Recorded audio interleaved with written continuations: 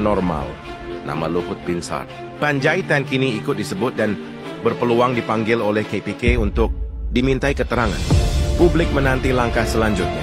Apakah ini akan menjadi babak baru dalam pengusutan proyek strategis nasional yang paling kontroversial? Bagaimana menurut pendapat Anda? KPK mulai bergerak dalam penyelidikan kasus proyek kereta cepat Jakarta-Bandung atau HUSH. Biaya proyek disebut membengkak hingga 3 kali lipat dari perhitungan normal. Nama Luhut Binsar Panjaitan kini ikut disebut dan berpeluang dipanggil oleh KPK untuk dimintai keterangan. Publik menanti langkah selanjutnya. Apakah ini akan menjadi babak baru dalam pengusutan proyek strategis nasional yang paling kontroversial? Bagaimana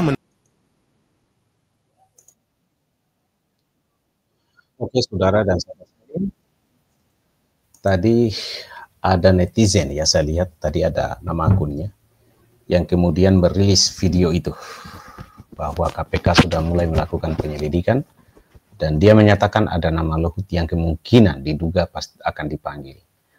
Publik menanti. Publik menanti. Publik menanti. Tentu publik menanti. Karena publik menunggu kepastian soal kereta bus yang sudah menjadi kontroversi. Kontroversi karena apa? Karena ada pembanding sekali lagi yang di Arab Saudi itu. Kita berharap siapapun ini yang terlibat, kalau memang itu benar-benar ada buktinya, ada misalnya markup, ada yang mengambil keuntungan, memperoleh keuntungan, mendapatkan keuntungan di balik kasus ini, di balik keadaannya bus itu, ya saya kira harus bertanggung jawab. Dan tentu saja harapan ini kita harapkan kepada Presiden Prabowo Subianto. Karena masyarakat ini, saudara ya dan sahabat sekalian, saya yakini kita ini, sebenarnya kita tahu juga itu yang korupsi itu. Saya sering katakan di daerah-daerah itu jangan dikira orang tidak tahu loh siapa yang korupsi. Di Indonesia ini juga masyarakat tahu, Pak. Bisa kelihatan kok kehidupannya sehari-hari. Bisa ditahu loh, ini dia punya di sana, punya di sana, punya di sini. Hanya karena misalnya embel-embel dia berada dalam kekuasaan, itu bisa, Pak. Bisa ketahuan. Oleh karena itu, sepintar dan sehebat apapun, ya, koruptor itu mau bersembunyi di negara ini, di negeri ini akan ketahuan. Dan itu akan sangat berasa sekali tatkala kehidupan masyarakat semakin sulit, semakin susah. Lama-lama masyarakat akan tahu bahwa yang menyebabkan mereka sulit, yang menyebabkan penjual bakso itu tidak laku jualannya, yang menjadikan petani nelayan itu tidak terpenuhi kebutuhan hidupnya karena persoalan ya peluang mereka itu telah dirampas oleh para koruptor. Saya berpikirnya gini loh di Indonesia ini. Kalau seandainya ini uang nggak dikorupsi, memang akan sejahtera. Bahkan orang yang tidak kerja sekalipun, dia hanya nongkrong-nongkrong aja. Karena kita karakternya orang Indonesia ini ada uang nelpon kawan. Halo, kamu ada pembeli rokok nggak? Ternyata dia juga punya berkawan juga dengan si B misalnya. Dia juga ditelepon. Ini ada uang. Dia, kalau 100 kan 200. Kalau 5 kawannya 500, Pak.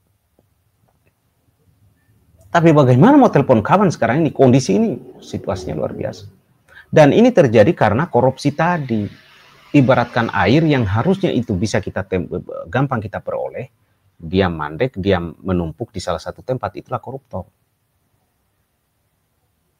Ini lama-lama akan menjadi kesadaran rakyat. Sehingga seorang penjual bakso, seorang penjual sembako, seorang petani, nelayan, lama-lama dia sadar, sebenarnya ini bukan nasib saya begini loh. Nasib saya ini begini karena dirampas oleh si koruptor-koruptor di negeri ini. Kalau seandainya itu yang terjadi, yang disebut dengan kesadaran sosial secara kolektif, apa yang kira-kira, saudara? Jawaban apa yang akan Anda sampaikan kalau ini terjadi? Apa kira-kira jawabannya kalau masyarakat sadar soal itu? Nah, makanya saya sering katakan. Dan ini kan juga disampaikan oleh Presiden Pak Prabowo Subianto, bersihkan dirimu, bersihkan diri kita sebelum kita dibersihkan rakyat. Para pejabat dihimbau begitu. Tapi kalau mau coba-coba silakan aja. Misalnya, memangnya rakyat Indonesia mau apa sih? Nggak apa-apa juga. Tapi saya hanya khawatir aja, jangan sampai muncul kesadaran sosial secara kolektif, secara mayoritas. Kalau itu sadar ya, moga-moga saja.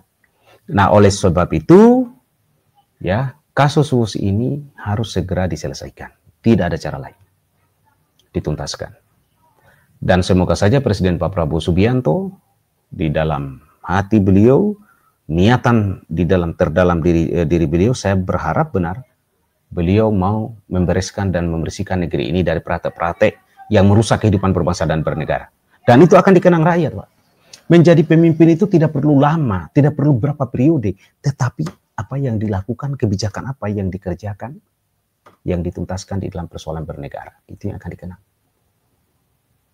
Persoalannya kembali kepada beliau, Bapak Presiden Prabowo Subianto. Beliau mau menjadi presiden yang betul-betul akan abadi nama beliau sepanjang Indonesia ini ada dan dikenang sebagai presiden yang betul-betul top karena mampu membereskan situasi dan keadaan saat ini. Dan ke depannya, maka beliau akan menjadi sosok panutan. Orang nanti memilih presiden pun, ya kita carilah presiden, pasti begitu bahasanya itu. Kita cari dong presiden yang seperti Pak Prabowo, karakternya begitu, pemikirannya begitu, dan memang kita yakini begitu. Tinggal beliau nih, mau nggak untuk menjadi sosok presiden teladan ke depannya? Kalau saya itu. Nah, oleh karena itu, mudah-mudahan ya KPK atau penegak hukum segera menuntaskan kasus Bos ini, siapapun dia yang terlibat dan layak untuk diminta keterangan, panggil. Mau siapa dia? Ya, itu kira-kira saya, saudara dan sahabat sekalian.